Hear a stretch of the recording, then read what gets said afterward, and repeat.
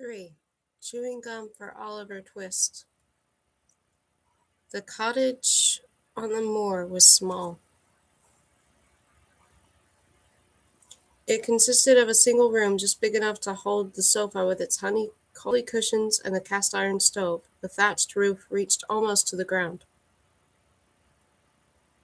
Mold had set in among the stalks and let the rain in the moment it came knocking.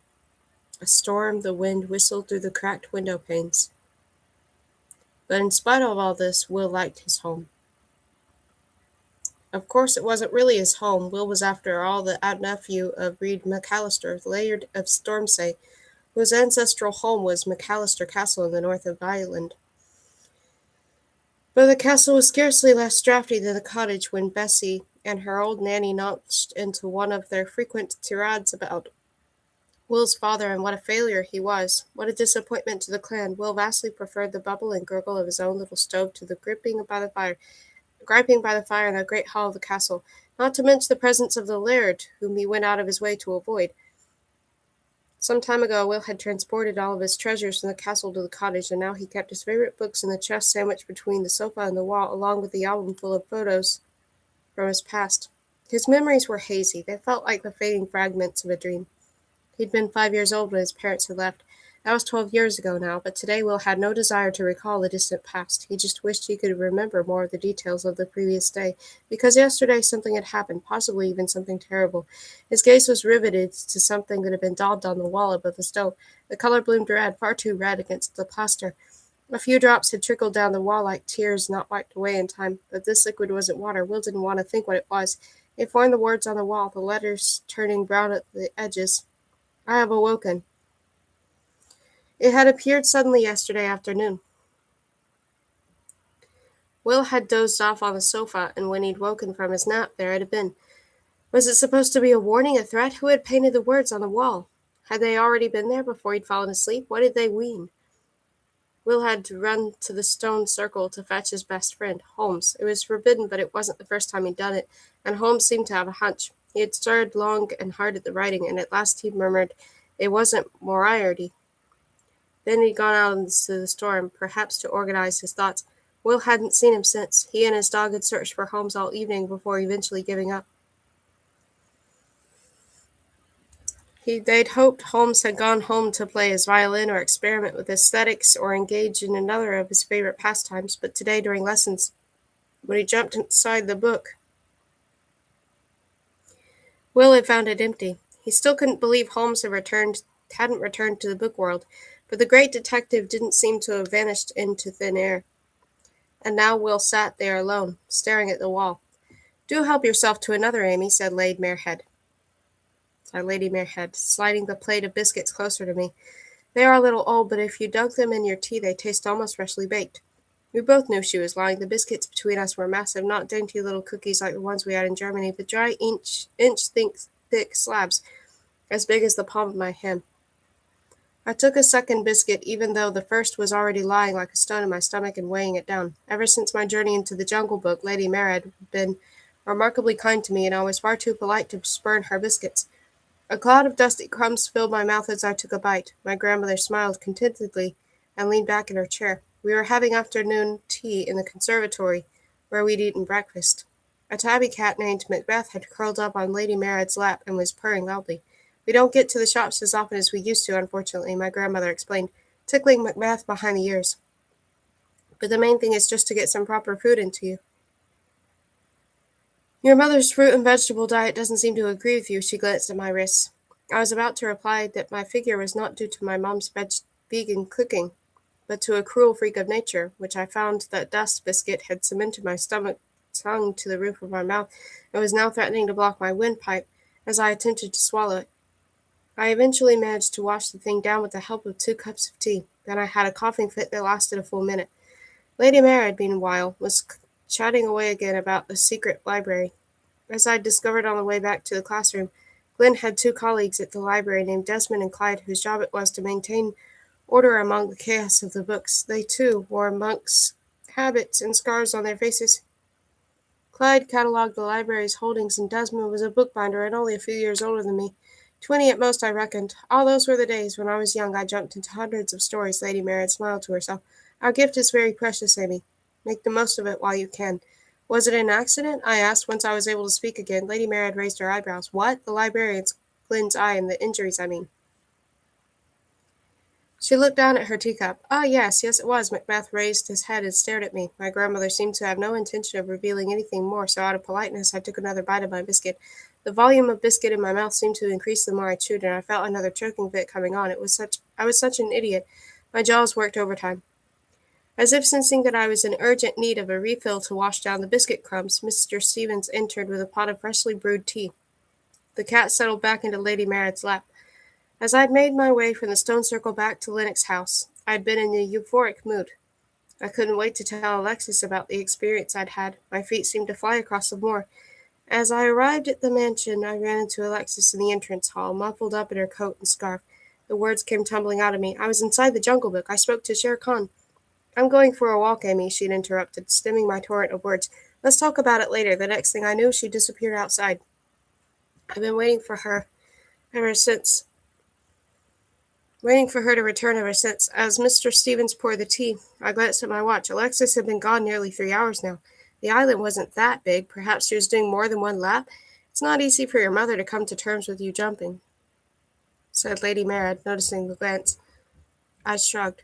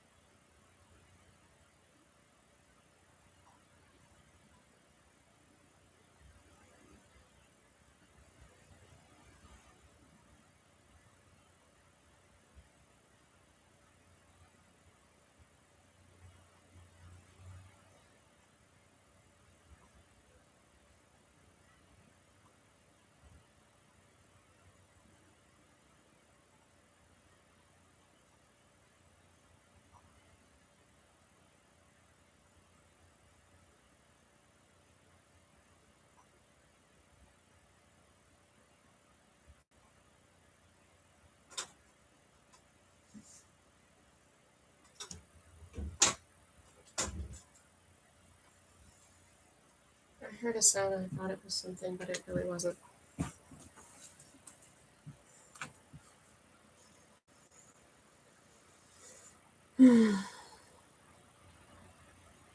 I shrugged. She agreed to come here, and anyway, I don't understand why she's so against it. I think the whole thing is absolutely brilliant. Again and again, I thought back to my encounters with the tiger, the young man, and the three old women, who I now supposed must have been witches. I'd been to a new world, a better world, one where dreams came true, and I was always annoyed that I couldn't tell my closest confidant about it.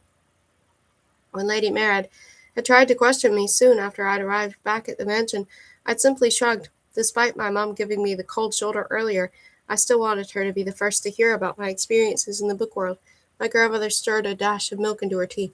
I think that for many years Alexis was in denial about the fact that you might have the gift, too, until she almost came to believe her own self-deception. She is afraid of what might happen to you in the book world. Why? Well, her own experiences as a book jumper were not entirely positive, said my grandmother quietly, as if she didn't want anyone else to hear. Really? I leaned forward. Do you know the novel Anna Karenina? Sort of, I said. I haven't read it, but I know it's about a woman who jumps in front of a train at the end. Lady Marad nodded. Alexis chose the story as a practice book, and at that moment Alexis entered the conservatory and Lady Marad fell silent. I just wanted to let you know I'm back, and I'm going to go and have a lie down. I think I've got a migraine coming on, said Alexis, and off she went again. But I wasn't going to let her get away so easily this time. I stuffed the remainder of the second biscuit into my pocket for later and hurried out into the hallway after Alexis.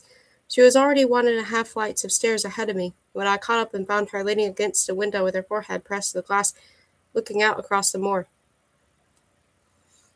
Is everything okay? I asked. My irritation at her disappearance suddenly evaporated to be replaced by concern. Alexis jumped as if I'd caught her doing something she wasn't supposed to be. Oh, Amy, she stammered. Yes, I've just got a headache. I moved a step closer to her. She did look pale, and there were dark circles under her eyes that I hadn't noticed that morning, perhaps because they'd been hidden under a layer of makeup. Her arms hung down limply at her sides. Even her colorful knitted dress looked as though somebody had covered it with a gray veil. She wasn't okay, of course she wasn't. How could I have forgotten that? It was only 3 days since Dominic had left her. Her world had fallen apart just like mine that Wednesday afternoon when Jolena had posted photos online. And the fact that I'd spent a few hours in a dream didn't change that. I put an arm around Alexis's shoulders. Let's forget about all that, I said. That's why we came here. Stormsay is going to help us forget. Alexis said nothing. I dreamed about the naked photos again that night. This time, however, they weren't being sent from phone to phone, but were printed on a poster on the wall of the secret library. Instead of Jolena and Paul and the rest of my class, it was Betsy, Will, and Glenn looking at the pictures. Will was snorting with laughter while Betsy and Glenn argued. She can't really look like that. The photos must have been doctored, said Glenn. No normal human being looks like that. Rubbish. I took the photos myself in the locker room. She's a Lynx. What do you expect? Retorted Betsy. Just look at her sticky out ribs. I told you she'll never be a book jumper. She's nothing more than a dry twig. Will's laughter grew louder now, and even Glenn began to grin. If you ask me, we should just throw her on the compost heap, added Betsy, pointing to a miniature rubbish pile that had suddenly sprung up in the corner of the classroom. Yes, said Glenn, ripping the poster off the wall. As he did so, I realized that I wasn't standing behind the other three as I thought, but inside the pictures. I seemed to be trapped inside them. We shall have to tell the lady that Amy is not worth training, Glenn continued. He tore the paper into tiny pieces and me with it. First he ripped my face in half, then my body, my hands, my fingers. I screamed, but nobody could hear me. The poster disintegrated into smaller and smaller scraps. My arms and legs turned to confetti. My head was shredded. All that was left of me ended up on a stinking heap of muck. I was woken by my own scream. The sheets were drenched with sweat and clung to my body. Panting, I stared into the darkness of the canopy above my head. It wasn't real.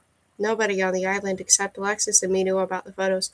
My subconscious had been playing tricks on me again, and it had all been just a stupid nightmare. I'd had a lot of those recently, but it still took a while for my breathing to slow. I didn't dare close my eyes. Who knew what crazy dream I could have next? Instead, I fumbled for my e-reader and switched it on. The screen lit up, bathing my face in its comforting glow. I scrolled to the library and came across a book I had out on loan from the public library back in Germany, Oliver Twist by Charles Dickens. I'd almost finished it, but now I went back to the beginning and skimmed through a few sentences about Oliver's life in the workhouse, without really taking them in. I knew now, after all, that the reading wasn't the only way to get inside a story. There was another way, a much more exciting way. What would it be like to jump into Oliver Twist's story? to join him on all his adventures in Victorian London. The journey to the big city, the time spent in the clutches of the band of thieves. I'd never been to London before. I laid the e-reader carefully over my face. This was no easy task since there was no fold down in the middle and only one page, which I had to balance on my nose and forehead. I pictured the scene from that afternoon, the way I jumped from the stone circle into the book world, the way the letters had slowly started to warp before my eyes. I remembered how the blackness of the words had expanded and contracted, how the sentences had swirled and merged. The memory was so vivid that the lines of text on the screen in front of me suddenly seemed to be moving too. At first the lines grew longer and longer, and then the letters began to trickle across the screen and melt into one another. The gray shades of the text gave way to brown. It was the brown of a table made of coarse wood. Suddenly I was sitting underneath this table, wedged in among the gaggle of thin boys' legs. In heavily patched trousers, I ran my fingers tips across the dirty floorboards in disbelief. I could smell the sweat and unwashed bodies. "I'm still so hungry," came a voice from somewhere above my head. "Of course you are. We all are."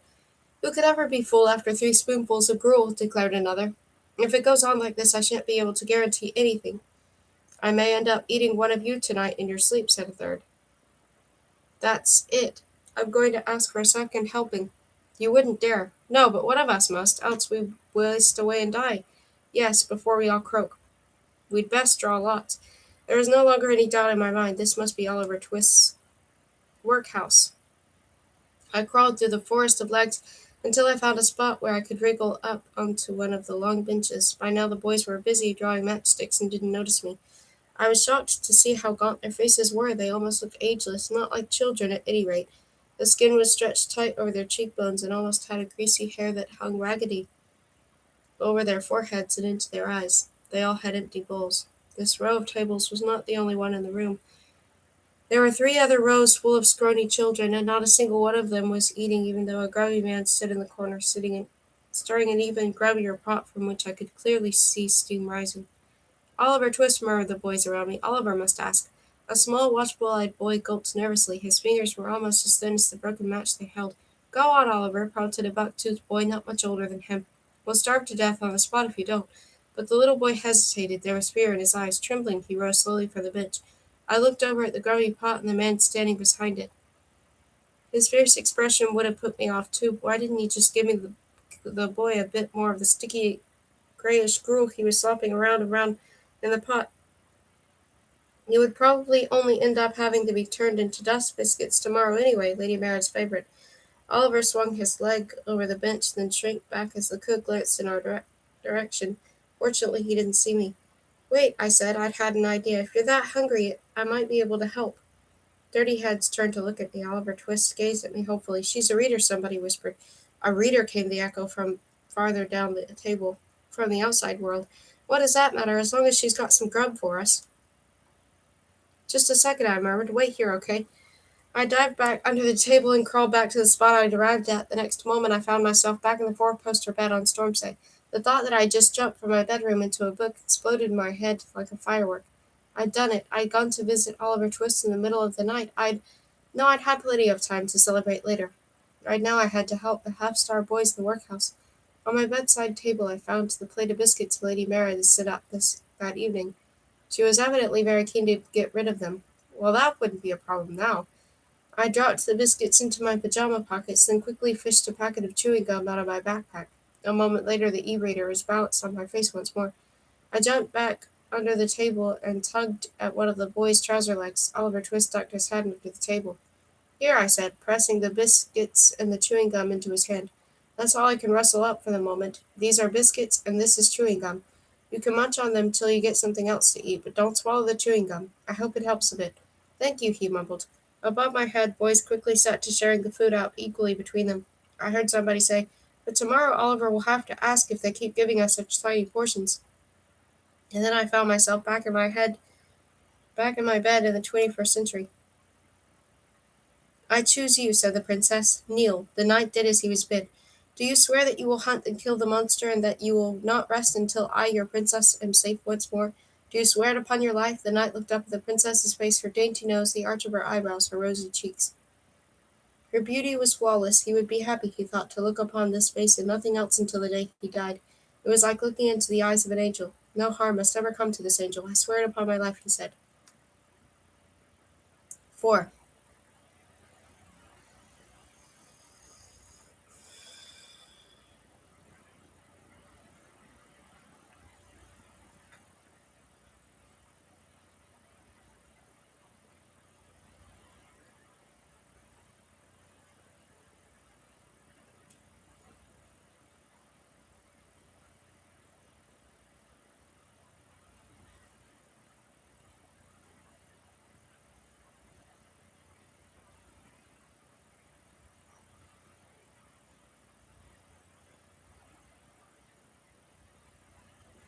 Between the lines.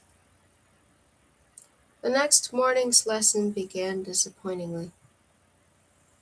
I'd hoped to be able to jump straight back into the Jungle Book. Instead, Glenn gave us a 2-hour lecture about the book world.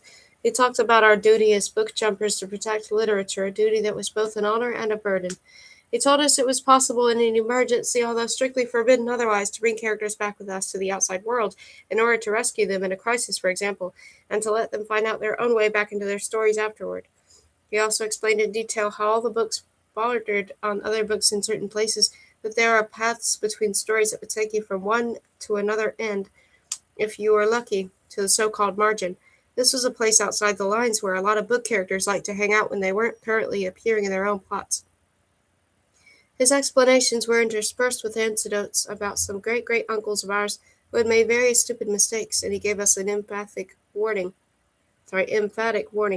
about the consequences of altering a story. Such alterations, he said, would immediately appear in every printed copy of that story. In every printed copy? Betsy and Will must have heard all of this 1,000 times already, and Will stared dully at the cover of The Hound of the Baskervilles. Was it just my imagination, or had the book gotten thinner overnight? Betsy seemed to feel the need to emphasize every word Glenn said. She spent the whole time nodding and saying things like, exactly, and yes, that's right, and you probably won't be able to manage that for a while yet, Amy. Her lips were so shiny with lip gloss this morning it looked like she'd eaten a tin of sardines in oil for breakfast.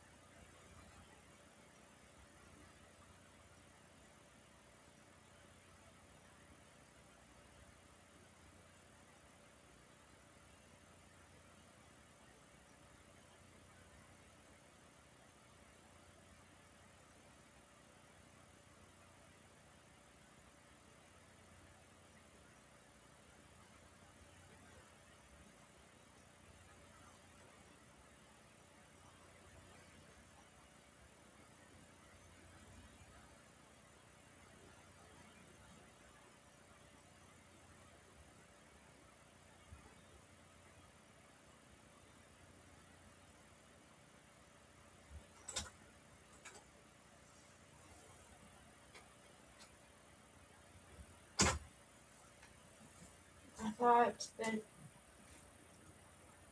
I heard something downstairs again. I'll come right back. I'll go get coffee.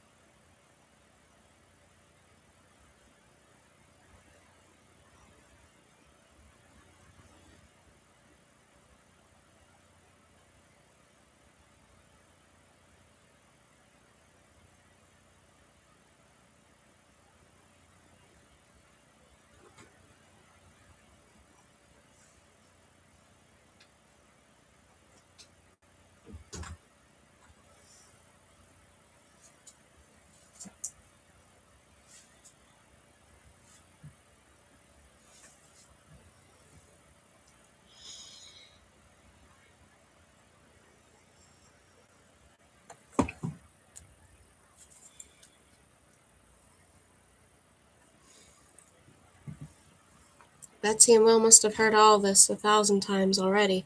As Will stared dully at the cover of The Hound of the Baskervilles, was it just my imagination, or had the book gotten thinner overnight? Betsy seemed to feel the need to emphasize every word Glenn said. She spent the whole time nodding and saying things like, "Exactly, and yes, that's right, and you probably won't be able to manage that for a while yet, Amy." Her lips were so tiny with lip gloss this morning it looked like she'd eaten a tin of sardines in oil for breakfast. Lady Mare had said, for example, jumped into Macbeth once when she was younger, and Glenn broke off. "Yes, Amy, what is it?" I put my hand down. "Is it bad?" I began. Would it be any harm if somebody were to jump from somewhere other than Porta Literae?" Glenn furrowed his brow. "What do you mean?" "Well, yesterday you said we could only jump into books from the stone circle. Why is that? Would it be bad if somebody was, say, reading in bed, and then I had a guilty conscience ever since I'd woken up that morning, and it had been bothering me more and more as Glenn's speech had gone on. I just simply jumped into Oliver Twist without a second thought. And as if that wasn't bad enough, I'd interfered with the storyline in giving the boys dust biscuits and chewing gum. The longer I listened to Glenn, the more it dawned on me that didn't really know anything about the book world, and that it might not be such a great idea to be tinkering about with it, however the fancy took me. If something like that happened, would it be a problem?" Betsy rolled her eyes and quietly sighed. "Oh, Amy." She looked almost as cruel as she had in my dream. Glenn, however, shook his head. "No," he said, "it wouldn't be a problem. It just wouldn't be possible. Your gift only works within the stone circle." "Really?" I looked over at Will and Betsy. "Have you ever tried to jump from anywhere else?" "I've got better things to do with my time than to make an idiot of myself," said Betsy. "Now, if you'll excuse me." She pulled out a makeup bag and sailed from the room, while Will looked at me properly for the first time that day. He was still as pale as if he'd seen a ghost, and his hair was just as unkempt as yesterday. He looked hard at me. "Of course," he said, and smiled a little bit more with the right hand side of his mouth than the left. "I often tried when I was a kid, but it never worked." I said. Had I only imagined my excursion into Oliver Twist? Had the whole thing been just another dream? Glenn's lecture continued for another hour and a half before he finally led us up to the top of the hill. One after the other, we jumped into our practice books. Will, whose task it was to find out why his book really did only have a few pages left, and Betsy,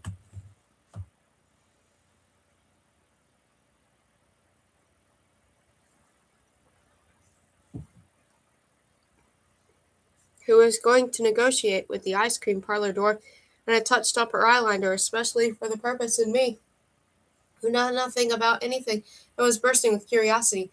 I began almost as soon as I slid the book over my face. Again I was greeted by the hot, humid jungle air. The letters exploded into plants before my eyes, and I heard Mowgli and the wolf cubs playing together. The roots of the giant tree creaked softly as I landed in them. This time, however, I immediately slipped off in opposite direction for the voices. "You're back," observed Shere Khan, who was crouched in the thicket nearby. I nodded to him. Glenn had tasked me with trying to get an overview of Mowgli's story, but any child capable of watching TV knew what happened in the Jungle Book, surely?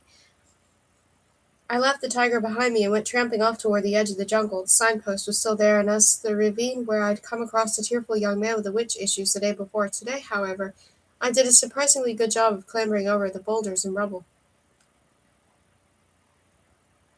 So much so that I was almost disappointed when the path grew wilder and straighter and eventually turned into a road. The steep walls of the ravine still towered into the sky on either side of me, but they grew farther and farther apart before eventually curving inward and meeting in the middle to form a kind of natural amphitheater. At the base of this amphitheater was a town. It wasn't a big town, it consisted of only one street, in fact. But this one street was packed full of shops of all shapes and sizes, newsstands, cafes, and pubs. In the window of a chemist's shop was a sign advertising a cure for weak nerves, and a fat woman with a hawker's tray was shouting something about a miracle powder that could apparently be used to concoct a happy ending in a matter of minutes if you didn't happen to have one handy. On a market stall I spotted a tub of self-service periods and commas. There was a special offer on 3 quotation marks for the price of 2. The shop next door had cloaks, swords, and wands on display. The sign above the door read, Hero Outfitters, from classical drama to science fiction epics. We also cater to secondary characters.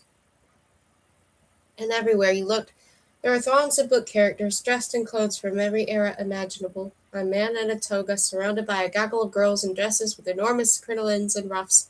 Soldiers marching past him with laser guns, magicians in colorful hats, businesswomen in court shoes and trouser suits, and orcs with grotesque misshapen faces. Fairies with dragonfly wings buzzed in and out of the crowd.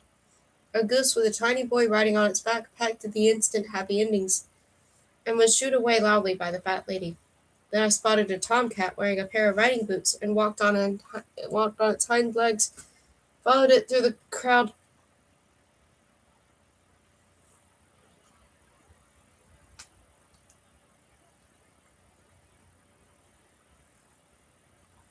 until it disappeared into a pub called the Ink Pot. Not really fancying the ink cocktail being advertised on the board outside, I decided to keep walking, but just as the door to the pub was swinging shut, I caught a glimpse of a familiar face bent over a glass at the bar. I went in and sat down beside the young man who cut just as wretched a figure as he had at our last meeting. Are you still not feeling better? He looked up, his eyes red from crying and glittering with tears. Oh, Miss Amy, how nice to see you again. Nice to see you too. Have the old women been bothering you again? No, no, he said, drowning his half-full glass in a single swig, and if his glazed eyes were anything to go by, this glass was not dispersed. I am merely full of sorrow, he mumbled, flinging out his arm so wildly that the tabby cat on the bar stool next to him narrowly avoided a blow to the face. About life, you understand, about the world, about love, about fate. Cruel fate! Oh, 1,000 emotions raged within my breast. His voice grew steadily louder. The cat got up and moved seats. Ah, yes, I said, I understand. Unhelpful sentences, like, but you won't find the answer at the bottom of a glass, hovered on the tip of my tongue. I bit them back, however, and instead pushed away my stool and stood up. I've never been here before, and I don't know anyone apart from you. Would you be so kind as to show me around? The man gazed wistfully into the empty glass, and then nodded and stood up. He swayed a little at first, but soon regained his balance. I can refuse nothing to such a pretty young lady, he declared, tucking his shirt back into his breeches and a few loose locks of hair back into the velvet ribbon that fastened his ponytail. Then he bowed, almost falling forward in the process. Allow me to introduce myself. My name is Werther. The title of a book he'd read last year flashed through my mind, the letters bright and vivid. The Sorrows of Young Werther, by Goethe.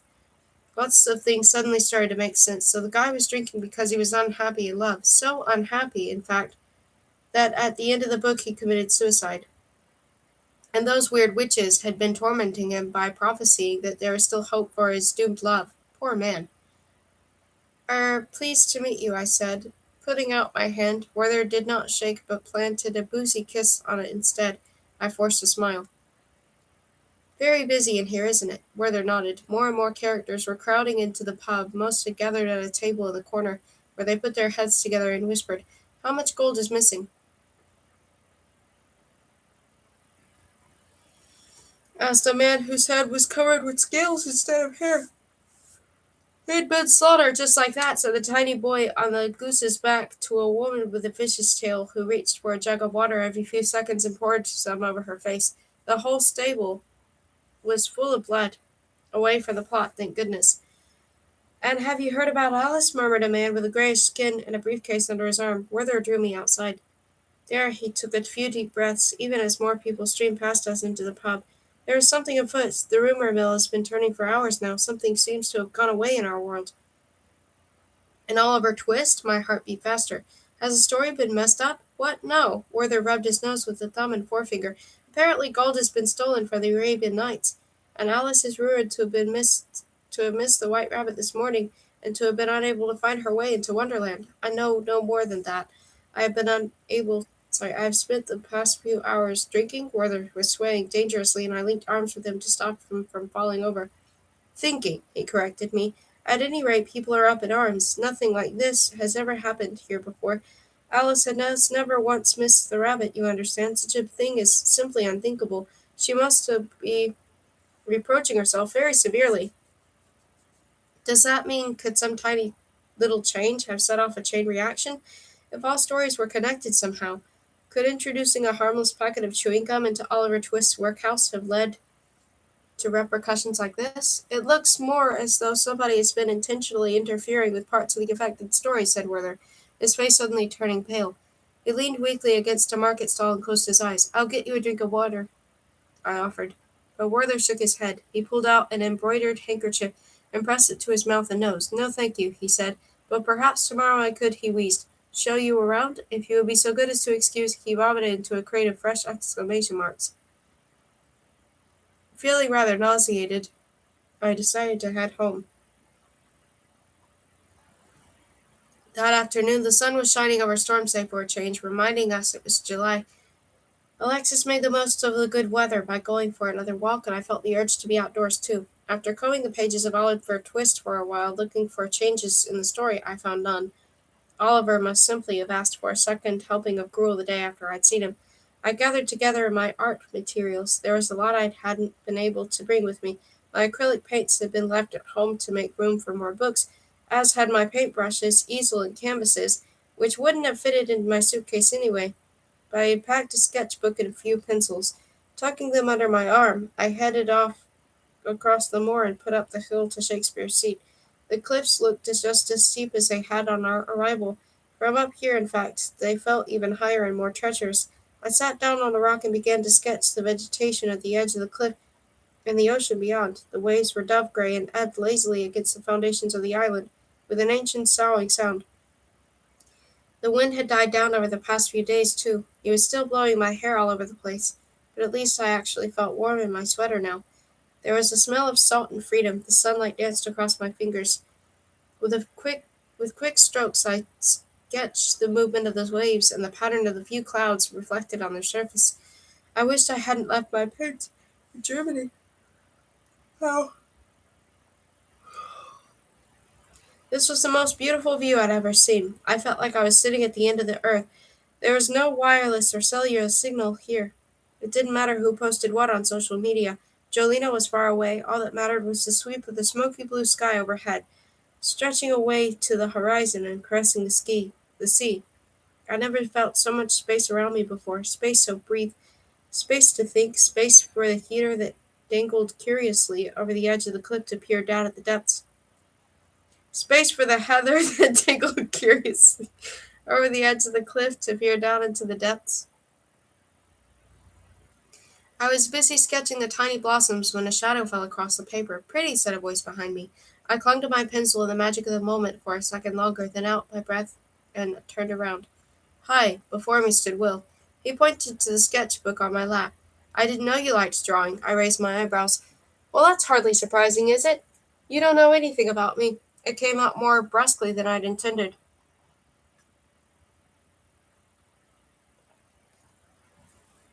Well, said Will, I do know your name, and I know you must be a talented jumper because you got to the edge of a novel on your first ever visit to the book world.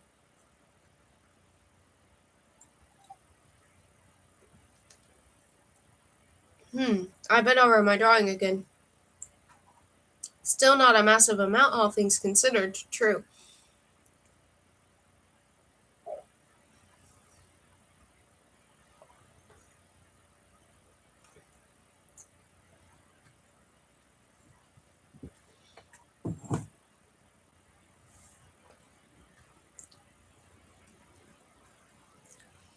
The wind caught my hair as I reached for a softer pencil to shade in the waves.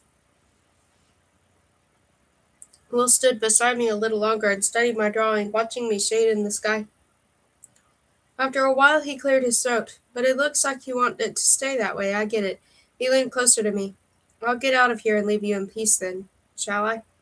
I didn't answer. He was right. Up to now I'd only spoken to Betsy and Will when absolutely necessary, and in lessons I usually tried to avoid meeting their eyes. It wasn't that I didn't want to make new friends. I was just more cautious now. Hyper cautious.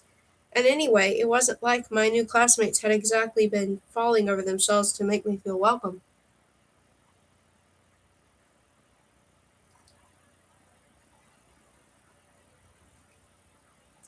Will, in particular, gave the impression most of the time that his thoughts were somewhere else entirely. He obviously interpreted my silence as an answer to his question and turned to leave. His feet were stuffed into battered leather boots, and his shaggy hair flew out behind him. Only now did I remember where I'd seen hair flapping in the wind like that before. "You were up here the night before last, weren't you?" I said, just as he reached the path that led back across the moor. Will stopped. "Yes," he said. "What were you doing outside in that storm, and what was that massive dog you had with you?" He came back and sat down beside me on the rock. "I was looking for someone. A friend. It's his dog." "Did you find him?" "Unfortunately not." He put his head in his hands. "I've turned the whole island upside down, but he's disappeared." "Has she gone away?" "You could say that." We looked over the sea. "Aren't you going to carry on?" asked Will. My sketch was nearly finished, but I laid down the sketchbook and the pencils on the grass and snuck a sideways glance at Will. His nose had a very small bump in it, as if it had once been broken, and his face was a little too angular to be perfect, but in his blue-gray eyes, with a clarity like that of the sky over the storm say, they were stormy sky eyes. "Did you manage to find anything out about why your book has suddenly got thinner?" I asked. "Yes," he replied, dropping his voice to a whisper. "It's because Sherlock Holmes isn't there anymore." "Oh," I gasped. "Might he be in a different book? There's a whole series of Sherlock Holmes novels, isn't there?" Will sighed. "Yes, and none of the other Sherlocks have seen him. I heard today that some gold has been stolen, and there's been some kind of misunderstanding in Alice in Wonderland." "He's my best friend," said Will, who didn't seem to have heard me. "He has been since I was 5 years old. He always used to think up riddles and cases for me, and I helped him outside the plot. He practically brought me up. And now you're looking for him on Stormsay?" I was confused by a sudden overlap between the literary world and the real one. What would he be doing in the outside world? Will tipped his head back and closed his eyes in the sunlight. His eyelashes cast shadows on his skin like dark moons, but wasn't as relaxed as he made out. I could see that his lips were pressed tightly together. He dug his fingers into a tuft of grass. "You brought him here, didn't you?" "We're not allowed to do that." "Didn't you?" "It's not allowed, Amy, as Glenn explained at great length this morning. I gave chewing gum and biscuits to Oliver Twist." He blinked. "Really?" The beginning of his smile crept onto his face. He scrutinized me for a moment, as if wondering whether I could be trusted. "Amy Lennox," he murmured, "our families don't like each other very much. Did you know that?" I remembered Betsy's remarks. I had noticed. He grinned at me, and a dimple appeared in his right cheek. "Well, I was going to go and have another look for my friend in the village and on the beach. Perhaps Holmes is testing me, and I need to find the vital clue, or else he's drinking himself into a stupor at the pub. Do you want to come with me?" I nodded. I'd had enough of the drunken book characters for one day, but I had nothing against a walk, especially in such charming company. The beach extended along the east coast of the island, all the way to the McAllister's castle. This beach was no white, sanded bather's paradise out of a glossy travel magazine. It was covered in pebbles and fragments of seashells and other broken things. In the shallows, huge rusty bits of metal, coated in flaking green paint, jutted up out of the water. Will told me there were remnants of a submarine fleet that had been torpedoed during the Second World War. The crew had been all killed for days. Bits of the wreckage had washed up on the shore of the Stormsay and sunk deep into the silt. Holmes was nowhere to be seen. I amused myself by letting the waves lick at the soles of my sneakers. Will poked about with a stick and clumps of seaweed and washed-out plastic bag, but still there was no trace of the great detective, and the closer we got to McAllister Castle, the slower Will advanced. Ahead of us, meanwhile, the castle's turtles loomed higher and higher into the sky. Will eventually came to a standstill a few yards from the imposing quarried stone gate-post. "Nice pad," I said, looking up at the McAllister coat of arms over the gateway. It showed a dragon against a green background, blowing books from its nostrils instead of flames. Will hurled the stick into the sea with surprising force. It sailed through the air and landed a long way out. Bit uncomfortable, if you ask me, but perfect for playing the lady of the manor. Will grinned. "You mean like Betsy does all the time?" "Well, I don't know about that. She spends most of her time putting makeup on, doesn't she?" "Also true," he laughed. But immediately afterward grew serious again. "I've searched this dump multiple times already. I think we should try the village next." "Okay," I said, tilting my head. "You don't like your home very much, do you?" Will didn't answer. A quarter of an hour later we came to the little hamlet Alexis and I had passed through the evening we arrived. The village could scarcely be called a village. Now by daylight I could see that almost all the cottages were standing empty. They looked derelict. Most of the window panes were broken.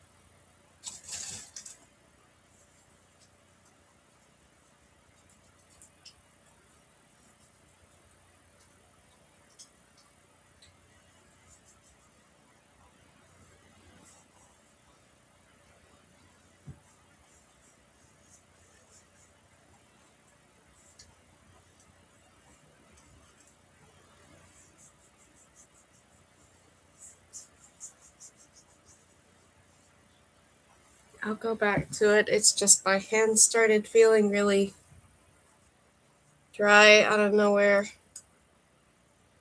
And I don't know. I guess it's just winter, you know.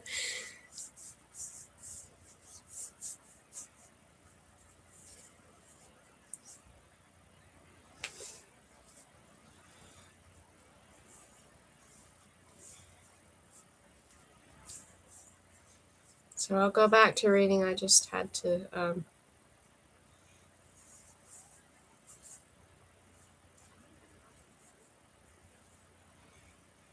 get some lotion on my hands.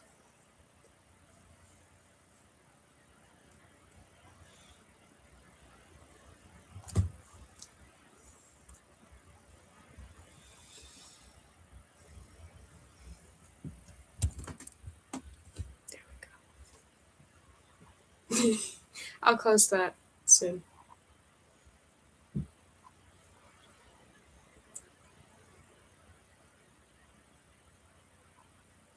A quarter of an hour later, we came to the little hamlet Alexis and I had passed through the evening we'd arrived. The village could scarcely be called a village. Now by daylight I could see that almost all the cottages were standing empty. They looked derelict. Most of the window panes were broken. Wooden beams jutted like ribs from crooked roofs, and some of the doors were nailed shut. Only two of the houses looked even remotely habitable. One was small and shabby, with a patch of weeds out front, enclosed by a rotting picket fence. The clay and straw walls of the cottage looked as though they might have been whitewashed once upon a time, but now they were just covered in muddy handprints. Here and there a creeper sprouted from the plaster, causing it to crumble. On the broken steps leading up from the front door sat a boy, his lips moving soundlessly. Or was he a man? He was burly and broad-shouldered and dressed in blue dungarees. His face was covered with an uneven layer of fuzzy hair, but his gaze was that of a child, and it was glued to a sandbank on the shoreline that was covered with gray bodies. "Hello, Brock," Will greeted him as we passed. The man-child didn't respond. He carried on mouthing words, his brow furrowed in concentration. Then he cried suddenly, "17!" I jumped. "Pardon?" But he was still staring at the sandbank. His mouth opened and shut as if he were talking to somebody only he could see. Will nudged me onward. "He's counting seals," he whispered in my ear. "It's his hobby. Counting seals? 20 years ago, when Brock was little, he got washed up on the beach here. We think he must have hit his head somehow." Will tapped his forehead. "He must have been floating around at sea, in his life preserver, for ages, all alone." Goosebumps stole across the back of my neck. The second house was the one where the ferryman had disappeared in search of something alcoholic that night of our travel.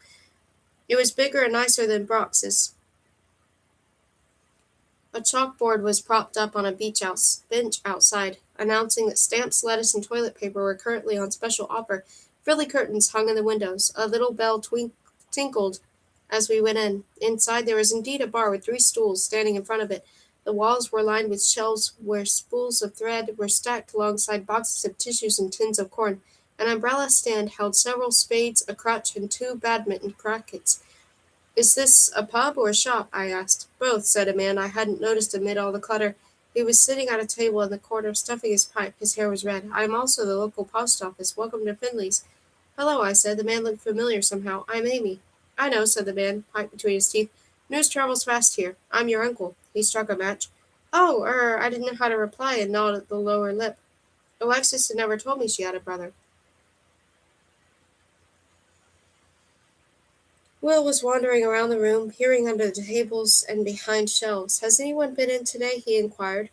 Finley raised his eyebrows, exactly the same way Alexis did. "No, why?" Will pulled a spade from the umbrella stand and weighed it in his hand as if considering whether to buy it or not. "Doesn't matter," he murmured. "I still don't know how to react to the fact that this man was claiming to be my uncle. Why had Alexis never told me about him?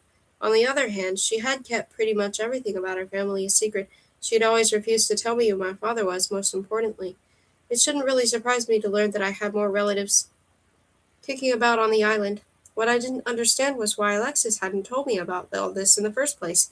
"How many people live here?" I began once Will and I were back outside in the sunshine. "All together on the island, I mean?" It looked as though I was going to have to find a few things out for myself. Not many. There's Lady Marehead and Mr. Stevens at Lennox House, Brock and Finley and a guy called Hank here in the village, and Betsy, her nanny Mel, and the laird at McAllister Castle, and me, of course, and now you and your mom. You forgot Glenn, Clyde, and Desmond. They live in the library. Aha, 14 people then. That wasn't just not many, it was hardly any. There were 5 times that many people in my apartment building alone back in Germany. This island really was at the end of the earth, and it obviously did something strange to its inhabitants. Something that either kept them here irrevocably, or drove them away completely, like Alexis. Something I didn't fully understand yet. I eyed Will's leather boots, his tattered trousers, and the ancient sweater he wore. With the best will in the world, I couldn't picture him in a city like Bochum. Have you ever been to the mainland? I asked. He laughed. Of course I have, he said, many times. The monstrous poison works quickly. It causes spasms in the bowels of its victims, rendering them helpless, explained the king's counselor, and most of the time it kills them. The princess shuddered.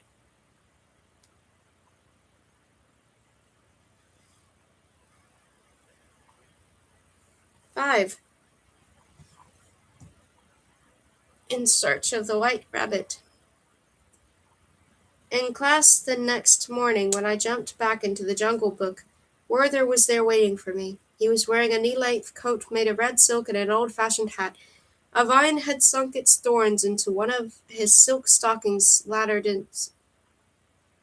He was struggling to free himself from the plant's grip when I landed. "Good day, Miss Amy. My sorrows are great indeed," he greeted me. "I know," I said. "I read your book, but today I suffer more cruelly than ever. My head feels as though it had been trodden under a horse's hoof." He grimaced. "I have the ink-pot to thank for that. Never again shall I set foot in that den of iniquity. I almost missed my own suicide last night," he cried indignantly. "Can you imagine?" "Not really," I admitted. "But are you sure you're feeling up to showing me around today?" "Barely," said Werther, finally wrenching himself free of the thorns. His stocking was in tatters, revealing a pale calf decorated with red scratches, "but I would willingly suffer 1,000 sorrows for a young lady such as yourself." In the undergrowth nearby, Shere Khan rolled his eyes. Cool," I said. "So I was thinking. I saw the margin yesterday. I'd prefer to visit Alice in Wonderland today and to see if anything's back to normal there. Shall we?" "Your wish is my command." He gave me his arm and I took it. But it proved almost impossible to make our way through the dense jungle arm in arm, and I soon attempted to extricate myself. Werther's grip on my arm, however, was unshakable. In true gentlemanly style, he insisted on escorting me across the rough terrain, and so we stumbled on clumsily over roots and undergrowth and squeezed along narrow tracks side by side, treading on each other's toes until at last we reached the edge of the story. At the crossroads with the signpost we turned left. We hadn't gone far before the sandy road turned into a garden path made of flagstones that led across a meadow. On either side were beds of brightly colored flowers. The air had the scent of a summer's afternoon. From somewhere ahead of us came the quiet murmur of water. Werther and I passed through the archway covered with climbing roses, and then a path ended as suddenly as it had begun. Now the garden was split in half by a stream, and on the banks of the stream sat 2 girls in pinafores. One was reading a book and seemed not to notice our arrival. The other was wearing several daisy chains in her hair and burst into tears when she saw us. "I've missed him again," she sobbed, and the cat in her lap mewed piteously. "The white rabbit simply doesn't come any more. If he does, it's when I'm not looking." "But, my dear Alice," said Werther, fishing out his handkerchief. The little girl blew her nose. "Could the rabbit be ill, maybe? Have you been to look for him?" I asked. Alice shook her head, dislodging the daisy chains. "I can't. I have to stay here until he comes. Otherwise the whole story will go into a muddle." Tears ran down her cheeks and dripped into the cat's back. "What if I never find my way back to Wonderland?" "Then you can read my book with me," said the other girl. Alice made a face. "That book's far too dull," she said. "It hasn't even any pictures in it. We'd rather carry on making daisy chains. Wouldn't we, Dinah?" She tickled the cat behind the ears, then bent to pick some more daisies. I turned to Werther. "We have to find the white rabbit," I said. "Perhaps it'll help us find out what's going wrong." He gave me his arm again. "Indeed," he said. "We had better skip forward a few pages. Is that possible?" "Well, as a reader, you must know that." "Or do you only ever read one page of a book at a home?" said Werther. "No. You see?" He marched straight into a flower bed and tugged at a daisy. The world folded up around us, the sky tilted sideways. Where the horizon had been, The garden, stream and all, was now suspended in mid-air, and the water was flowing upward. I craned my neck to see where it was going, but Werther pulled me forward with a jerk. We tumbled through the wall of the meadow as if it were a mist, and found ourselves in a cave whose walls were lined with a tangled web of tree roots, punctuated by kitchen cupboards and shelves. Though it wasn't much so though it wasn't so much a cave really, as an enormous hole. Beneath us was a yawning chasm, and we were falling into it feet first. I only vaguely recall the story because it was a while since I'd read the book, but I did remember that at the beginning Alice had spent quite a long time falling down into a rabbit hole, despite the fact that there was no ground beneath my feet for miles. I felt a surge of excitement. I still couldn't believe I was actually inside a novel. My gift was so new and surprising that I still hadn't considered all the possibilities that came with it. It looked like I was about to enter the real Wonderland. I blinked, and when I opened my eyes, I found the cave had turned into a long corridor full of doors. At the end of the corridor, I saw something white scurrying away from us. "There he is, over there," I called, pointing to a tiny door half hidden by a curtain. "He hopped through there. Unfortunately, the door in question only came up to my ankles. We have to go after him. Can you skip forward?" Werther waggled his head from side to side. "Yes, but we must be sure not to miss him. And we must not alter our size for the next part of the story." He massaged his temples. "His head must still be pounding." "Oh, yes," I said, "of course. I remembered that on her journey through Wonderland, Alice was forever eating and drinking things that made her grow and shrink." Werther handed me a little glass bottle filled with what looked like cough syrup. The label read, "Drink me." "Well then, cheers," I said, and gulped down some of the liquid, which didn't actually taste that bad. It was a bit like a Black Forest cake. But before I'd had time to think, my legs contracted like elastic bands. My arms shortened, and my hands grew so tiny that I could no longer hold the bottle. I was drinking. Just as I was about to be crushed to death by the bottle, Werther picked it up again and drank from it himself. "I hope it will help with my indisposition too," he muttered. His voice went booming through the cave. He was a giant. By this time I was the size of a grasshopper. The toes of Werther's shoes towered above me like two hills, and I retreated a little way to make sure he didn't accidentally trample on me. Fortunately, however, he now began to shrink too. A few moments later, Werther pulled at the handle of the tiny door, and the cave turned upside down. This time he skipped both forward and backward. First we found ourselves surrounded by a gaggle of animals swimming in a lake, then suddenly inside a house, then out in the open, grinning. The rest of its body was invisible, but the white rabbit was nowhere to be seen. We stopped at last in front of a mushroom, on top of which lay a fat blue caterpillar.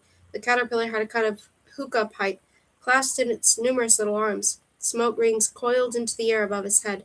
I had to stand on tiptoe to see over the top of the mushroom. The caterpillar stared at us for a while. Its face creased as it took drag on the mouthpiece of the pipe. Excuse me? Has a white rabbit been by here recently?" I asked. The caterpillar blew a smoke ring over the top of our heads. "Who are you?" it asked in a raspy voice. "Where is Alice?" "Ah, my sincerest apologies," Werther bowed. "My name is Werther, and this is young Miss Amy. We are delighted to make your acquaintance. Alice can't come by because she missed the white rabbit again. We're trying to find out why," I explained. "That's why the caterpillar was staring down at us from on high, and was starting to annoy me." "So have you seen him?" The caterpillar crawled down off its mushroom. As it slid past through the grass, we were engulfed by the smell of tobacco. "Yes, he came by here earlier, but he seemed to be in a great hurry." "Which way did he go?" "I believe he was on his way to tea with the Hatter and the March Hare," the caterpillar replied before vanishing into the undergrowth. Werther sighed and put his head in his hands. "I should be glad to rest a moment," he said. "The hoofs are pounding against my poor brow from the inside out now." I laid a hand on his arm. "I know, but we're ever going to catch up with the white rabbit. We've got to keep going. We've got to find the Hatter." Werther nodded sorrowfully. "In that case, we should eat some of this mushroom to return ourselves to a proper size." He reached up and broke 2 chunks off the top of the mushroom. No sooner had we bitten into them than we started growing, just large enough to be comfortably drink tea with a rabbit. Again, Werther skipped forward and backward through the pages of Alice in Wonderland. Colors, landscapes, and characters whizzed past us in quick succession. I saw the eyes of a grinning hat, and at one point we hurtled past a queen in a heart-patterned dress, screeching, "Where is Alice? Off with her head!" We arrived at last at a little house in the woods. In front of the house was a long table set for tea, and at the table, all crowded together at one end, sat a hare, a dormouse, and a little man with buck teeth. He wore a top hat with a price tag attached. The Hatter and the March Hare were drinking their tea with the dormouse wedged in between them, so deeply asleep that I had no idea it was being used as an armrest. Tell me, what do a raven and a writing desk have in common? Asked the Hatter, the instant he spotted us. They both begin with an R sound? I guessed. The Hatter wrinkled his nose. He said. That could be it. What do you think, March Hare? I think my watch has stopped again, even though I put the best butter in it. It really has to be the very best butter, said the March Hare. And why are you sitting down, may I ask? Why didn't we didn't invite you to sit down? This is outrageous. But Werther and I stayed seated. I beg you, sirs, there is enough room here for all of us, said Werther, visibly cheered by the winged armchair that he flopped down in. The March Hare snorted. Both begin with an R sound, murmured the Hatter. That's good. That may as well be the answer. Will you take some tea? Before we could reply, he'd poured us both a cup of tea and deposited a slice of cream cake on each of our plates. Dig in, he urged. Thanks, I said. The cake looked delicious, but it would have to wait. We're looking for the White Rabbit. Have you seen him? Hare and Hatter exchanged a glance. He is not well, said the March Hare.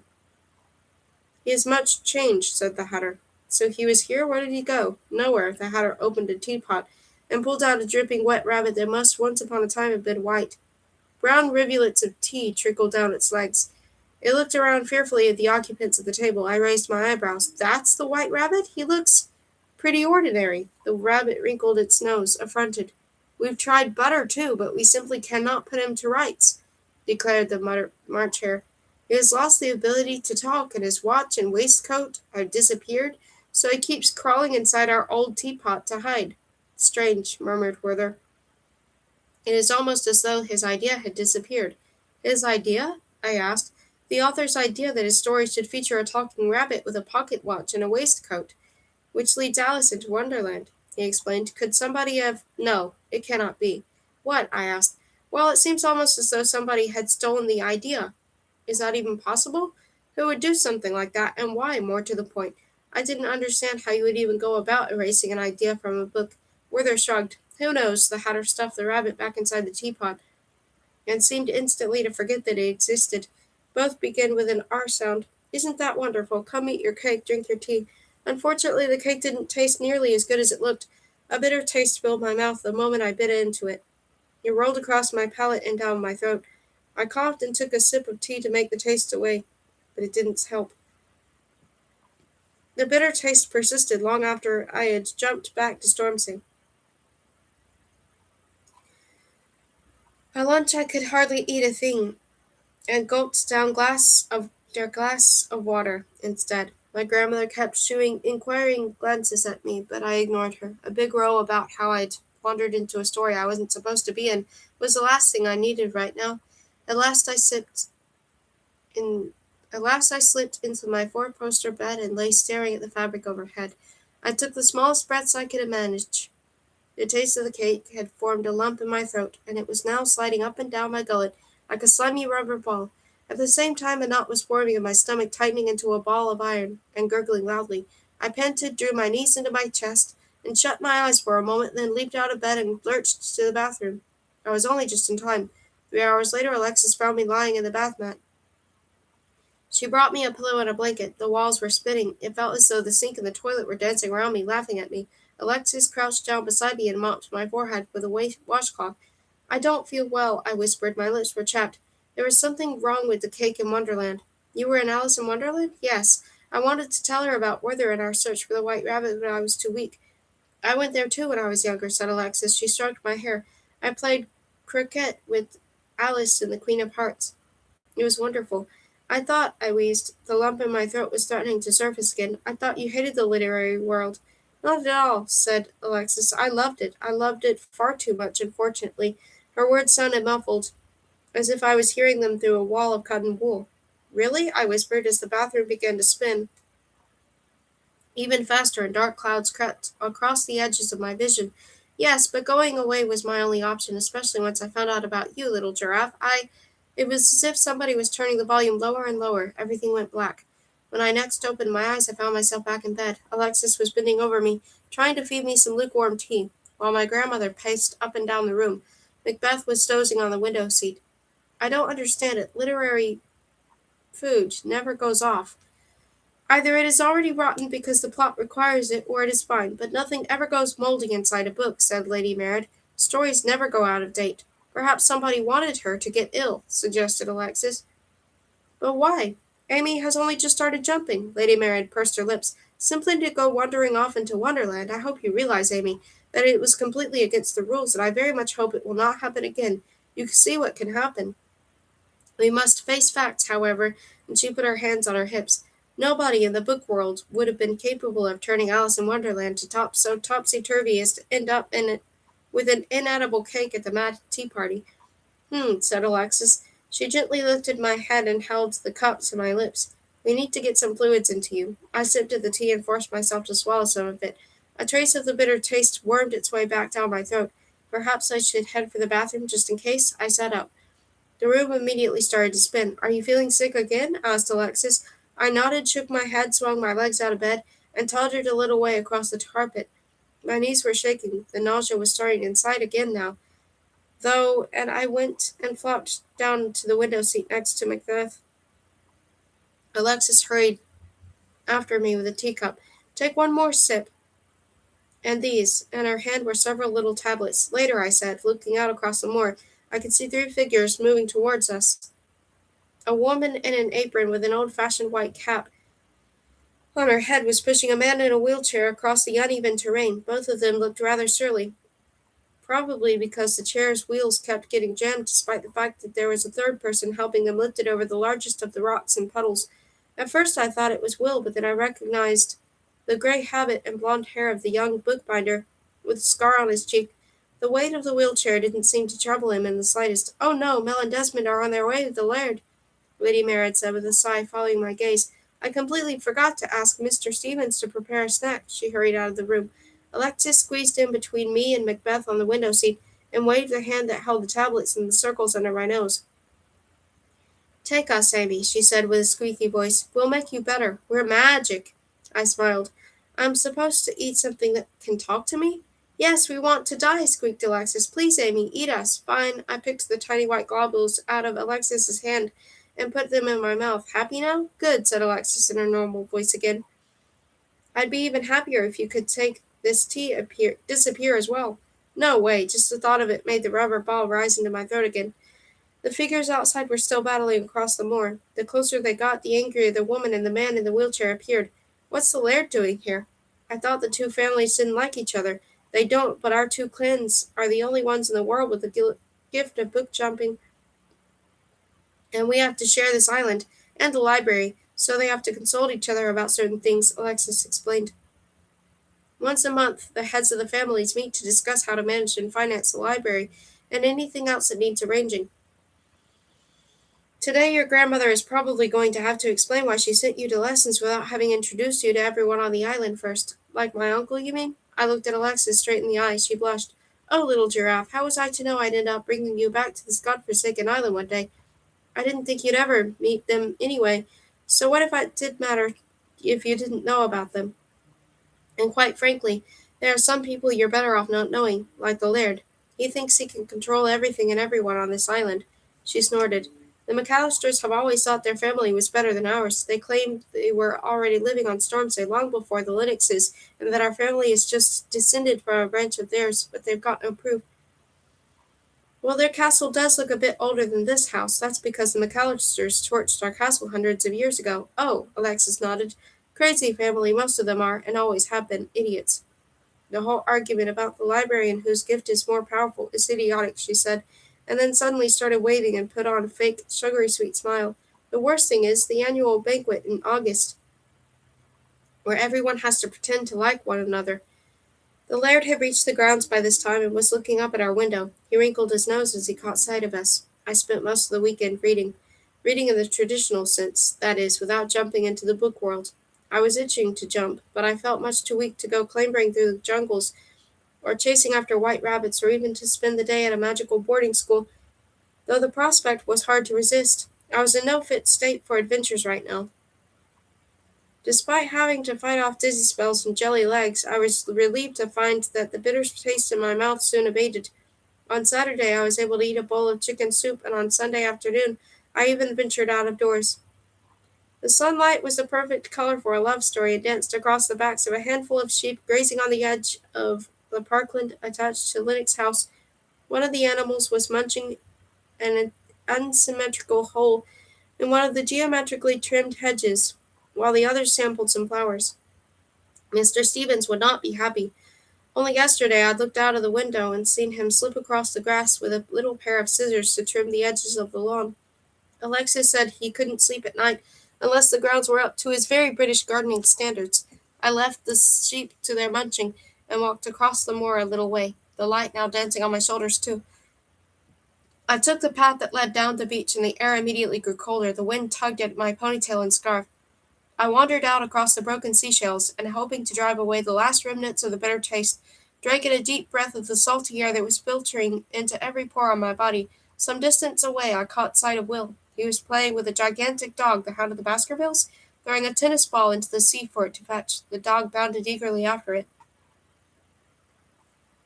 With my feet safely clad in a pair of my grandmother's dark green wellies, I too waded out to sea, letting the surf slosh around my ankles as I made my way toward the wreckage of the submarine fleet.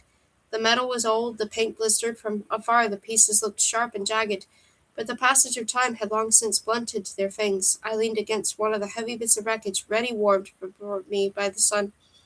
Now I had a good view of Will and the dog, who were still playing fetch and didn't seem to have noticed me. The dog retrieved the ball and dropped it at Will's feet. Then it shook its shaggy coat and showered him with water before jumping up and down in front of him and wagging its tail.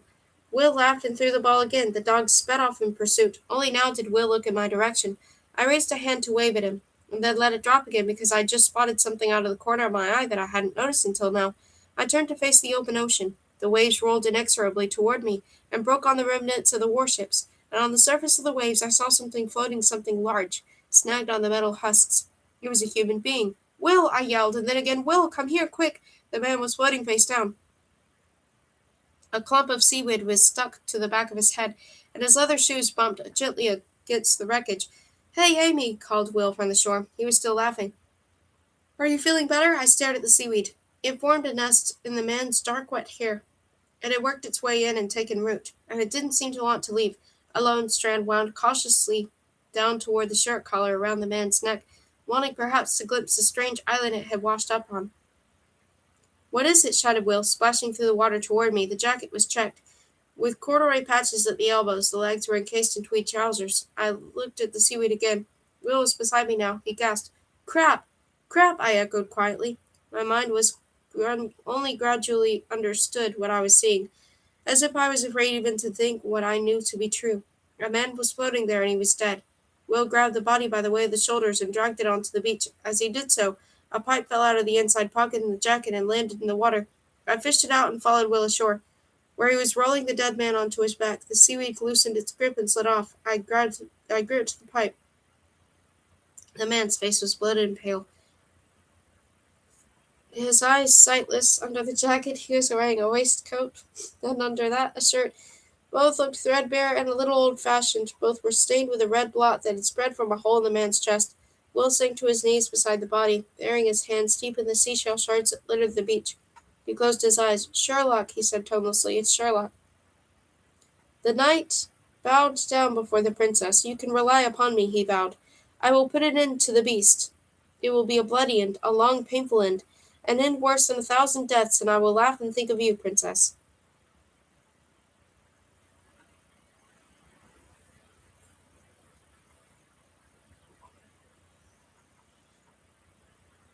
6. The Great Fire. The world around Will faded away into the mist. The mist crawled out of the sea in thick swaths, lay heavy on his chest, and blotted everything else. Blotted out everything else. Everything had the inert face of his oldest friend. A single word hummed in Will's head. Dead. Dead, thought Will. Dead, dead. Sherlock was dead. Suddenly he was 5 years old again, standing in a room of the house on Baker Street. Through the open window came the clatter of horses' hoofs and the sound of loud cursing. Somebody, obviously in a great hurry, was shouting something about having to get to the other side of London by the end of the day.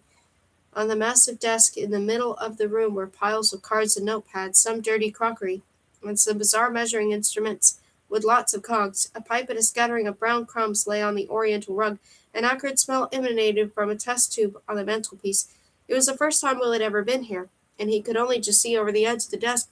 He didn't know whose house this was or how he had ended up here. It must have been something to do with this gift, the one the laird had told him about, a gift that Will didn't understand. a gift that could send him to strange places. He liked the big magnifying glass. The lens, a circle of glass with both faces ground into a funny curved shape, glinted in the sunlight as he lifted it off the desk. It was heavier than he'd expected. Rainbow-colored streaks danced across the walls as he turned it this way and that. Will sat down, cross-legged, on the crumb-strewn carpet. The magnifying glass caught in the light and transformed it into brightly colored flecks that darted around the room. Or were they little fairies? All of a sudden a pair of checked trouser legs appeared beside him. "That's my magnifying glass, young man," said a voice from somewhere above the trouser legs. "I was just having a look at it. Look what I can do." Will sent the fairy flecks whirling across the ceiling. He looked up. Above the trouser legs was a jacket, and above that was a head with a long crooked nose and bright blue eyes. "Aha! This looks to me like a scientific discovery," said the owner of the head, and laughed. Will blinked. The Holmes in front of him wasn't laughing. He would never laugh again. Will heard himself speaking as if from far away. "We have to get help," said his voice. He saw himself stand up and turn to face Amy. "We need help," he said again as the dog curled up beside Holmes and buried its nose in the crook of his neck. Amy replied, but he didn't hear what she said. They ran across the moor. Later, Will could hardly remember how they made it to the secret library, how Glenn, Desmond, and Clyde had come rushing over, how he'd explained what had happened, and how they'd all raced back to the beach, how Desmond and Glenn had helped him carry Holmes up to the stone circle, and how Will had taken the detective back into his book so that the other characters could bury him. The dog had disappeared back into the story along with its dead master. At last Will found himself sitting on the threadbare old sofa in his cottage, wondering whether it had really all happened, whether Holmes really was dead. Night had fallen by now, and the cracked window panes were dark. A fire crackled in the stove in the corner. "I am a detective," said Holmes. "What's a detective?" asked Will, making the fairy flags slide up and down the checked trouser legs. "I solve criminal cases. Most are difficult puzzles, and I have to do rather a lot of thinking in order to solve them." "Do you solve the puzzles with this?" Will held up the magnifying glass. "Sometimes. You can help me if you like. At the moment I am engaged in the search for a very large dog. I like dogs. Tea?" Will turned his head. Amy was holding a steaming mug out toward him. A few strands of hair had escaped from her ponytail and hung down into her face, giving her a disheveled look. Will had never seen anyone who was so pretty without even trying. "Thanks," he said, taking the tea. The warmth of the mug felt good. It brought him back to the here and now. Amy poured herself a mugful too, and sat down on the sofa beside him. "Do you live here?" she asked. "No," he said. Well, yes, actually." Amy nodded. "Interesting wallpaper, by the way." She cocked her head at the red letters above the stove. "What does that mean, 'I have awoken'?" "What? Oh." Will shrugged. "No idea," he said. "I don't know. He broke off. "Sorry, I didn't mean to be nosy," said Amy. She pulled her knees up to her chest, wrapped her slim arms around them, and rested her chin on them. She looked at him intently with her large, bright eyes. "It must be awful to lose such a good friend." Will felt himself nod jerkily. "Should I go?" asked Amy. "No," he said quickly, banishing the last of the fairy flecks from his thoughts. Thanks for making the tea." "No problem." They sipped at their tea. "Do you think it was an accident? Do you think he fell off the cliff during the storm?" asked Amy. "Did you see the hole in his chest?" "Yes." "Looked more like something else, don't you think?" He turned cold at the thought. "So somebody killed him?" she whispered. "But he was a book character. How would somebody do something like that? Why would anyone do something like that?" Will shrugged. "Perhaps because he found out something he shouldn't have." "But what?" He pointed to the writing daubed on the wall. "He was looking at this before he disappeared." "Oh," said Amy. Will took a big gulp of his tea, which was far too hot. It scalded his throat, but he didn't care. He didn't care about anything. He'd known Sherlock nearly his whole life. The master detective had been more to him than just a character in a book. He'd been his friend, his confidant, and his adviser. Will, for his part, had been responsible for Sherlock. It had been his job to protect Sherlock's story. And now the great detective was gone. Will had failed miserably. He hurled his mug to the floor as hard as he could, and it shattered into 1,000 pieces. Tea splattered across the room. "I should have been more careful. I should never have brought him to the outside world." "It might have been an accident," murmured Amy, without even batting an eyelid at the sight of the broken mug. "And anyway, you weren't to know something like that could happen, were you? This whole book-jumping thing has never seemed all that dangerous to me. Exciting, yes, but not dangerous." "It isn't dangerous," said Will. "Books are a wonderful thing, but what happened to Sherlock never should have happened, and it was all my fault. I brought him here." He kicked out at the rickety coffee table, which collapsed with a crash. Amy laid a hand on Will's arm, but he couldn't bear to be touched.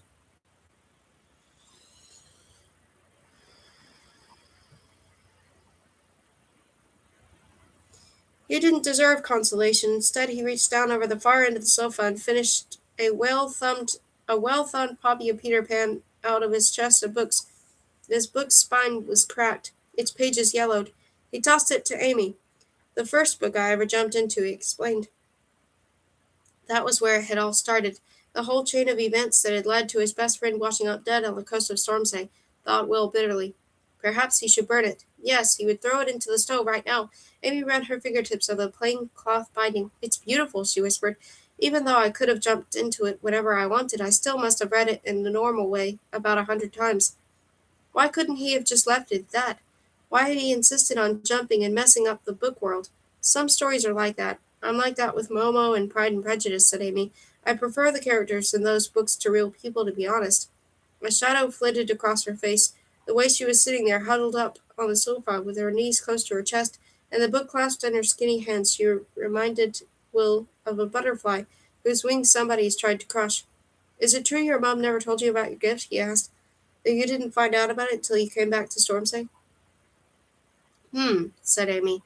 "Though we haven't exactly come back, we're just spending the holidays here." The shadow in her eyes darkened. "Is this the kind of weird It is kind of weird how you two turn up here out of the blue, and next thing you know someone's dead." She folded her arms across her chest. "Are you saying me and Alexis?" "No," he interrupted her. "That's not what I meant. It's okay," she sighed. "Today is not a good day." She breathed deeply, for a while, until the last of the shadow had vanished from her face. Then she opened the book, and in pure, clear voice began to read aloud the opening sentences of Peter Pan. Will rested his head on the arm of the sofa, closed his eyes, and listened to the stream of words that told of Peter, of the Lost Boys, of the evil Captain Hook, and of the fairy Tinker Bell with her magic fairy dust. Lennox's house was dark and silent by the time I tiptoed back to my room a little after midnight. I left Will asleep in the cottage. Now I too needed somebody to comfort me. Lots of strange things had happened over the last few days, but the death of Sherlock Holmes was more shocking even than my experiences in the book world. I couldn't get my head around the fact that we really had found the great detective's body on the beach of Stormsay. Whether he'd been murdered or killed in an accident, it was a terrible thing to have happened. A man had died, albeit a fictional one. Although I was completely exhausted, I had no intention of going to sleep. I slipped into my pajamas, and through the tiny bathroom into Alexis's room. I needed to talk to her about what had happened. The image of the seaweed caught in the dead man's hair had burned itself into my memory, and so had the sloshing noise of the waves and made as they washed his feet repeatedly against the wreckage. I'd never seen a real dead person before. I'd only ever seen dead bodies in thrillers, and there'd been something immensely reassuring in the knowledge that all the blood coming out of them was just movie blood. The red stain on Sherlock's chest, however, had not been the work of a makeup artist. I pouted across the room, tripping over bits of furniture and clothing that lay strewn across the floor, until I reached a four-poster bed very similar to mine. I carefully drew back the curtains. "Alexis," I whispered into the darkness. "Alexis, it's me, Amy. Something bad's happened. I really need to talk to you." Alexis didn't answer. "Alexis," I tried again a little louder. I felt for the edge of the bed, and my hand grabbed the sheet. The quilt lay flat and cool on top of it. I bent down, groped my way up to the bed pillow, and stopped short. There was nobody there. In 3 quick strides I was back by the doorway, but when I switched on the light, the room was still empty. My first thought was that she might not have been able to sleep, so I went out into the hallway and prowled around the house for a while, checking the sitting room and the conservatory, and hoping eventually to find her in my grandmother's library reading a book. But there was no sign of her there either. Unfortunately, my next thought was that this was how it had started with Holmes. He too had disappeared without a trace. When I came down to breakfast the next morning, however, after a sleepless night of anxious tossing and turning, I found Alexis sitting at the table talking to Lady Marad. "Where were you?" I burst out. Alexis put her head to one side. "Good morning, little giraffe," she greeted me. "What do you mean, where was I? Last night I went to your room and—" "Ah," she waved her hand dismissively. Now Lady Marad looked curiously at her too, eyebrows raised. Alexis sipped her coffee and pretended not to notice. "Mr. Stevens has just told us what happened to Sherlock Holmes. It's awful," she said, without looking at me. "Yes," I murmured as I sat down. What was going on with Alexis? Her hands jittered as she spread jam on a slice of toast, which she then wolfed down in a couple of mouthfuls before jumping up from the table. "Have a nice day, Amy," she called, still chewing, and disappeared through the door. Lady Marad and I exchanged a puzzled glance. In the secret library, too, the sole topic of conversation that morning was the death of the famous detective. Betsy and I looked on as Glen gave Will one H of a telling off, stressing again and again how irresponsibly Will had behaved in secretly bringing Holmes through the stone circle into the outside world. "This is a dark day for the venerable book-jumper clans," he declared at last for the third time. "You are here to protect the literary world. You are supposed to prevent accidents, not to be so reckless as to cause them," he admonished us. Betsy, of course, nodded all the way through Glen's lecture, with an expression on her face that made it clear she'd been about to say exactly the same thing herself. Will, on the other hand, sat pale and silent at his desk as he endured the sermon. "The other Sherlocks from the rest of the Holmes books will take over Holmes' duties in The Hound of the Baskervilles. The worst possible outcome, the destruction of an entire story, has thus been avoided," Glen went on. "From now on, however, you will have to work twice as hard to compensate for your mistake. Other book jumpers before you have failed, but the death of a literary character remains a particularly grave sacrilege. I hope you know that." "Of course I do," said Will. Those were the first words we'd heard him speak all day. He cleared his throat and stood up. "I know that," he said in a firm voice, "and that's why I made a decision last night. I'm stopping. I'm not going to jump any more." "What? No! You have a duty to use your gift," cried Betsy. "You were born a book jumper. You can't just cast that aside. My parents did." Betsy had leapt out of her seat now, too. Two red spots appeared on her cheeks. "Your parents abandoned you. They went away and left their only child behind. Have you forgotten that? I remember the day they left quite clearly. They wanted to take me with them, but I chose to stay behind. Because you chose your gift. You have to carry on, will you? I stayed because I knew it was the right thing to do, just like I know what I have to do now. It's the only way. If I ever want to be able to look myself in the face again," said Will, reaching for his jacket. "The laird will not agree to this," Glen added. But Will merely shrugged. Then he left the classroom. Betsy was about to go after him, but Glen motioned to her to stay put. He will calm down once he is over the shock," he said, heaving a huge tome onto his desk. "And we must not let this prevent us from concentrating on the work we still have to do, must we? This is the family chronicle of the Lennox clan, which is what we are going to look at today." "Oh, great," muttered Betsy, rolling her eyes. "Come here." Glen opened the fragile cover and unfolded something that looked like a map. As we moved closer, I could see that it was in fact a family tree in the shape of a pair of antlers whose prongs looped across the paper in countless little squiggles, illumined in gold and various shades of green that must have been applied with an extremely thin paintbrush. In between antler prongs were tiny painted portraits. The words "Eogan of Lennox, the Great Reader" captioned a picture of a man with a red beard and a bald head right at the bottom of the tree. From there the main stem branched off toward Ronald of Lennox, a rather fierce-looking man swinging an axe above his head, and Aidan of Lennox, who was dressed in a ruff of shimmering robe. It went on to depict a whole series of red-headed men and women, ending at the top of the tree, with the portrait of a young and beautiful lady married. But no, wait. Glen was unfolding another piece of paper, featuring a picture of Alexis, her face framed by her dark red hair. From there a thin branch led on to a portrait of a young girl with large eyes and shining hair. The words "Amy of Lennox" had been written with a flourish underneath. The little painted Amy was even wearing my navy woolly sweater. "Desmond finished it yesterday," said Glen. "Do you like it?" Yes, of course I do," I stammered. Desmond had been pretty flattering in his depiction of me. It had to be said. I looked almost pretty. "Good," said Glen, "and now I would like to observe the terrible consequences that can result from a failure to take your role as protectors of literature seriously enough." He folded the chart up again and began to leaf through my family history, stopping at a chapter headed "The Great Fire." Betsy and I were soon lying side by side on the stone circle on the hilltop. We both tried to protest when we'd realized he wanted us to jump together, but Glen had been implacable. "Senseless conflicts between your two families have done enough harm already. It is time you two finally realized that you can achieve far more by working together. Now off you go." With these words he'd heaved the weighty tome containing my family history into our faces. The letters swam before our eyes, and the story took hold of us. By now I was used to the strange feeling I got at the moment of jumping. We landed in a very old, vaulted cellar. The musty smell crept up my nose, and I was still trying to get my bearings in the dim room when Betsy stood up and brushed the dust off her dark red midi dress. I, too, got slowly to my feet, swaying slightly. "Have you been here before?" I asked. Betsy put a finger to her lips and shook her head with a reproving frown. We looked around.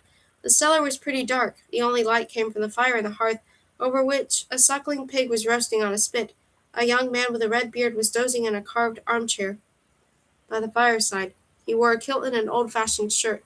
A pair of boots lay on the floor beside him, and his grubby bare feet were stretched out toward the flames. His eyes were half closed, and he had a pile of books balanced on his stomach.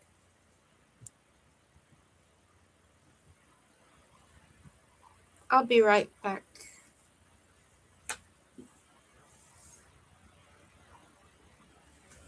I'll be right back.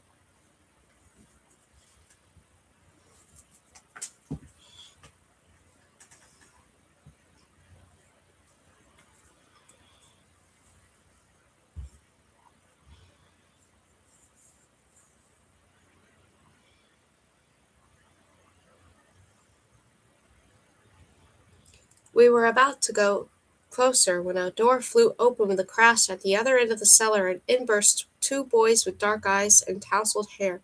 They were wearing kilts too, but with a different pattern. They looked to be about 14 or 15 years old and extremely peed off. Betsy and I retreated silently into the shadows. "Malcolm Lennox!" roared one of the boys, drawing his sword. The blade flashed in the dancing firelight. "What possessed ye?" The man in the armchair sat up with a jolt. "Caelan, Tevin, who let ye McAllister rats in here?" he murmured. "And what do you mean by this foolish sword-play, Caelan?" The two boys were upon him now and pulled him to his feet. The pile of books clattered to the floor. "Stand and fight like a man," Caelan demanded, holding the tip of his sword to his man's throat. "Or die like a coward." Malcolm Lennox quickly made up his mind in favor of the first option, and now he too drew his sword. The two blades clashed and metal rang against metal. Malcolm and Caelan dueled their way across the room. "Might I ask why ye are trying to kill me? Did your ma drop ye on your heads again?" asked Malcolm nonchalantly. "You have sinned. You did it. You brought them here," hissed Caelan. "What?" Malcolm almost forgot to parry a thrust. Raising his sword hastily at the last second, he staggered back a few steps toward the fireplace. "Brought who where?" "Don't play innocent," roared Caelan. "We know about the mermaids." He spat the word at him. "You took them down to the shore. We saw them and meant to return them to their book, but the beasts were too quick and swam off before we could reach them. I rather think you are too slow to catch the lassies. I hope they had a good laugh at you." "Pah," said the second McAllister, Tevin, who up to this point had hung back from the fight, but now all of a sudden there was a dagger in his hand, and he too was bearing down on Malcolm. "Mythical beasts in the outside world? How could ye?" he cried. "They could be anywhere by now. Folk'll see them. They'll think they're real." "Well, they are real in books," Malcolm grinned, despite the fact that he was now being attacked from both sides. He could only have been a few years older than his assailants, but he was a much more skillful fighter than either of them. He whirled around the room with ease, and his sword seemed to be everywhere at once, but the McAllisters did not give up. Their assaults on Malcolm grew ever more desperate. "The laird will surely be angry to find out ye out of bed at this hour," teased Malcolm, sidestepping them elegantly. Caelan and Tevin were fuming with rage, but then all of a sudden their eyes widened in fear, and they abruptly dropped their weapons. "Are ye afraid the laird will scold ye?" Malcolm laughed. "He might even refuse to read ye a bedtime story as punishment," but the McAllister simply pointed speechlessly to the hearth, where several books had gone up in flames. Malcolm must have kicked them into the fire, where he'd dodged out of the way of his opponents. Now he too dropped his sword. "Good God," he murmured, plunging his bare hands into the flames. The boys did the same. They fished out one of the burning book after another, and stamped on them frantically to try to put out the fire. I wanted to rush over and help them, but Betsy held me back with an iron grip. "You really don't get it, do you? We don't intervene," she hissed, as our panic-stricken ancestors fought to extinguish the blazing books. At last there was only one book left in the fire. Malcolm cursed and thrust his burned hands back into the fireplace one last time. The majority of the book had crumbled away to ash by this time. Only a few scraps of its pages remained. As he pulled it out, and his eyes fell on the title, he began to curse loudly. "It's the only copy," he shouted. "It's a manuscript." "What?" yelled Caelan McAllister. Tevin McAllister, meanwhile, had discovered that his coat was on fire. He ripped it off and flung it away from him, and it landed on the armchair, where the animal skin that served as a cushion immediately started to smolder. A few glowing logs had also rolled out of the fireplace and set the fire to some of the tapestries with a wooden footstool. But neither Malcolm or the McAllisters were paying any attention to the blaze. All three were staring in shock at the remains of the still smoldering manuscript. "We have to get to the Porte Literae," thundered Malcolm at last. "Come on, it's our only chance of saving whatever's left to save." The two boys nodded. The next moment all three went running out of the room. I looked around frantically. "We need something to put the fire out with," I cried. "Why was there never a bucket of water around when you needed one?" "It's a story, you idiot," shouted Betsy. "It's not real, okay?" I sniffed. It felt pretty unreal to me. So real it was starting to scare me. The blaze had spread rapidly. Even the wooden beams had jutted out of the walls were on fire now. The whole room was filled with thick black smoke that stung our eyes. Every breath was torture. I blinked, unable to see a thing, and felt Betsy push me roughly forward. Coughing and gasping, we stumbled a few paces back to the spot where we'd landed. A few seconds later, we rolled back into the woven mat in the stone circle on Stormsday, where it took me a little while to get my breath back. Greedily I drank in the fresh air and waited for the tears in my eyes to subside. My lungs were burning. At last Glenn helped me and Betsy to our feet. "Could you not have told us to put on some old clothes before we went?" huffed Betsy, pointing to her soot-stained dress. Her face and hair were also coated in a layer of black dust, but I guessed I didn't look much better. But I didn't particularly care about that right now. "Was that the fire that burned down my clan's castle?" I asked. Glen nodded. "But that is not why I sent you here. The loss of a castle is trivial compared to what was lost forever that night," he explained. "The manuscript that fell in the fire was the only written record of a story that, when the manuscript was burned, was erased forever. The disaster hit the families very hard.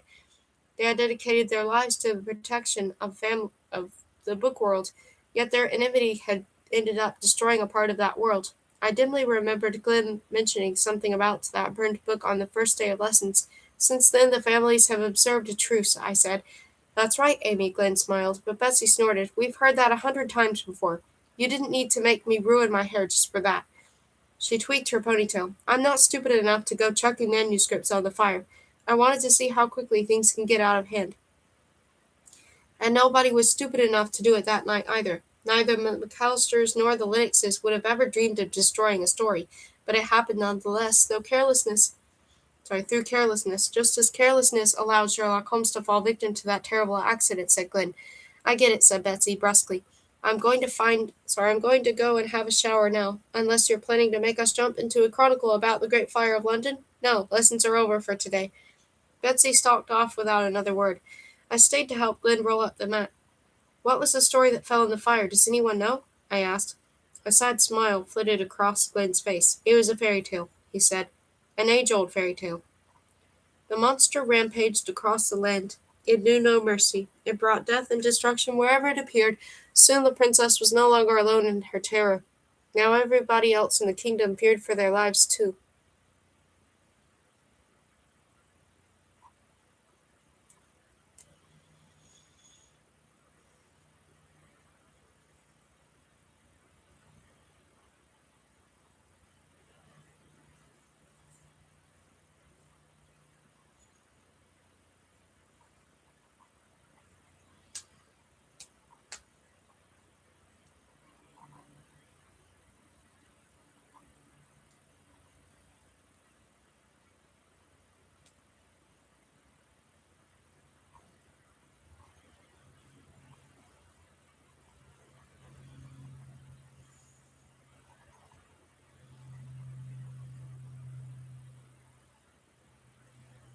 Since I only have 14% now remaining of battery, I think I should probably stop for now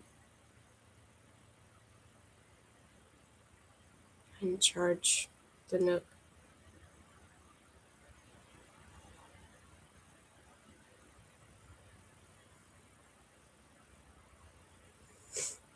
So let me go ahead and do that. Oop, I should actually. I should mark it so it. Okay, well,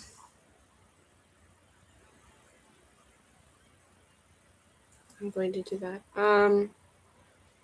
So I'm going to end the stream for now since the battery of the Nook is almost dead and I'll need to charge it.